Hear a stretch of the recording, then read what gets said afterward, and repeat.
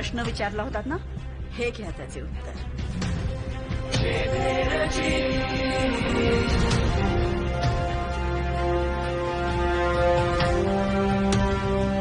मग कान्होजी काका, काय आलंय अफजल खानाचं फरमान? त्याच्या फौजेला कुमक करा असं म्हणलंय फरमानात. आणि नाही म्हणलं तर जनोबा समेत घाण्यात घालून पिळू असं म्हणलंय. जनोबा समेत तेलाच्या खाण्यात पिळू असं म्हणलंय फरमानात. माणसं नाहीत, हैवान आहेत, हैवान. मग कान्होजी काका तुमचा कौल काय? नाही, आजवर तुम्ही आम्हाला खूप मदत केली, पण आता इथून पुढे आई भवानीच आमची पाठ राखेन. वयानं तुमच्यापेक्षा लहान आहोत, तरीही तुम्हाला सल्ला देतोय. तुमचा कुटुंब कबिला वाचवा, तुमचं वतन वाचवा. जयदेंचं एमन इतकं हलकं वाटलं का राज? शहाजी महाराज साहेबांना दिलेलं वचना पुढं कशाची मातब्बरी राज? हे आणलेत 5 पोरं तुमच्या मोर, सोडले तुमच्या नावसाहेबांच्या पायावर. आणि वतन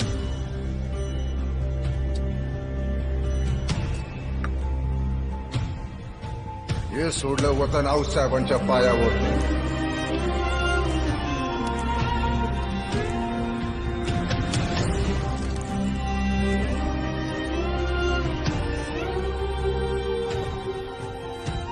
स्वराज्यासाठी लढता लढता खस्त होऊ तेव्हा रणांगणातली हाडं सावरताना ज्या हाडातनं शिवाजी शिवाजी स्वराज्य स्वराज्य आवाज येईल, जे त्यांचे समजा खुशाल नेऊन टाका गंगेत.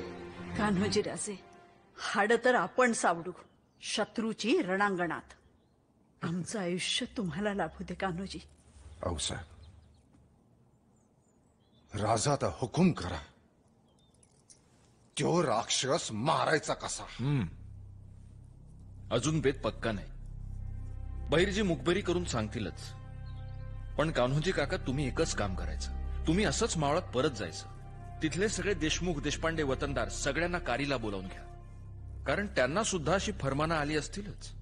त्यांचा मनसुबा नेमका काय ते जाणून घ्या. इथला बेट ठरला की बहिर्जीन करवी तुमच्याकडे निरोप धाडतोच. राजा, जगदंबेचा आशीर्वाद आहेतच.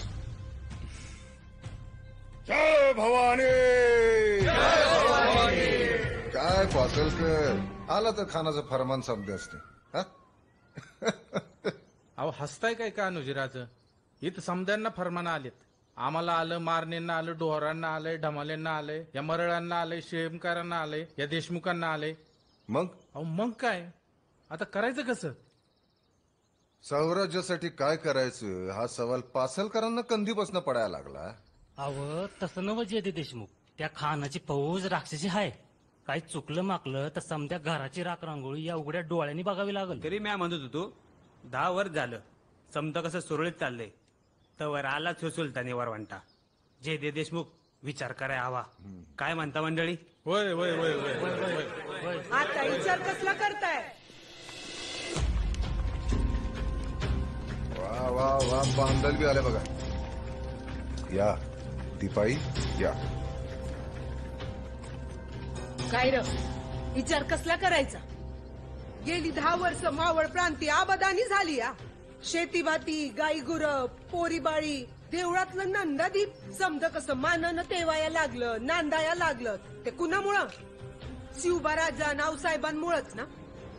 आऊसाहेबांच्या मायेत आणि स्वराज्याच्या छायेत ही 10 वर्ष कशी गेली कळलं बी नाही. आणि आता जरा बादशाही ताप वाढला तर आपण विचार करायचा. वय अरे विचार कसला करायचा? राजगडावर बसलेल्या जगदंबेवरून आणि सह्याद्रीच्या शिखरावर राज्य करणाऱ्या शंभू महादेवावरून आपला जीव असा भंडारागत उधळून लावायचा. आणि घाबरता कशाला? अरे आखाडातल्या निवदासाठी 32 दाताचं बोकड चालून येतो. या उडवा खांडोळी आणि हाना नाही. समजे बांधल तयार आहेत? विचारून घ्या तुम्ही. विचारायचं काय? आमचं कुलदैवत आई हुमजाई देवी, पर आम्ही यांनाच हुमजाई देवी मानतो. त्या म्हणल्या तर आगीत बी बिंधो कुड्या टाकतो. मग काय ठरलं समध्यांचं?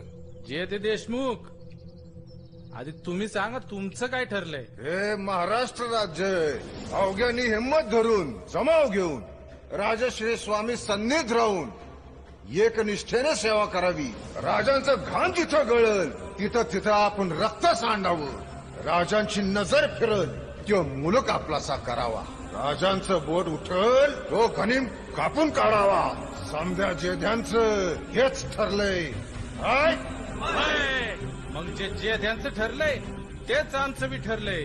जय भवानी. जय शिवशंभो. तुळजापूर की तरफ.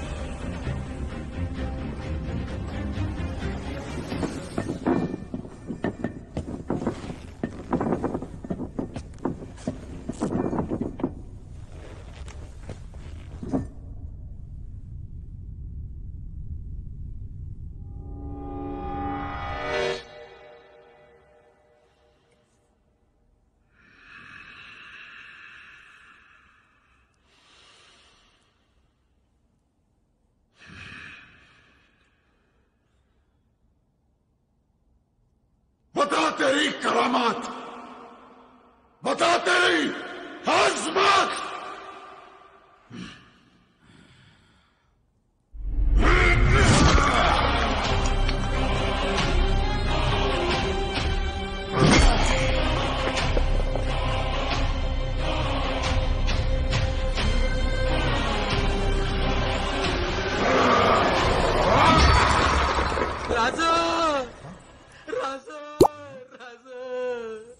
नाईक